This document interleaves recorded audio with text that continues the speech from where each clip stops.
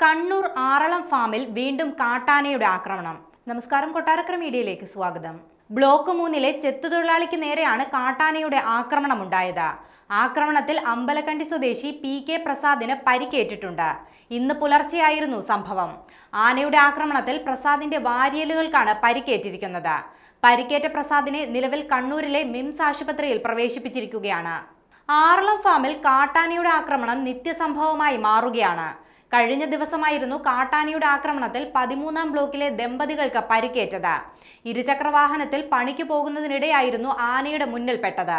ഫെബ്രുവരി 23-ാം തീയതി ആറളത്ത് കാട്ടാനയുടെ ആക്രമണത്തിൽ ആദിവാസി ദമ്പതികൾ കൊല്ലപ്പെടുകയും ചെയ്തിരുന്നു. ആറളം ഫാം ബ്ലോക്ക് 13-ലായിരുന്നു ആനയുടെ ആക്രമണത്തിൽ അന്ന് ദമ്പതികൾ കൊല്ലപ്പെട്ടത്. വെള്ളി, ഭാര്യ ലീല എന്നിവരായിരുന്നു അന്ന് മരിച്ചത്. ഇരുവരും കശുവണ്ടി ശേഖരിക്കാൻ പോയപ്പോഴായിരുന്നു കാട്ടാന ചവിട്ടിക്കൊലപ്പെടുത്തിയത്. രാജ്യത്തെ ഏറ്റവും വലിയ ആദിവാസി പുനരധിവാസ മേഖലയാണിത്. ആറളം ഫാം പുനരധിവാസ മേഖലയാക്കിയതിനു ശേഷം 19 ജീവനുകളാണ് ഇതുവരെ പൊലിഞ്ഞത്.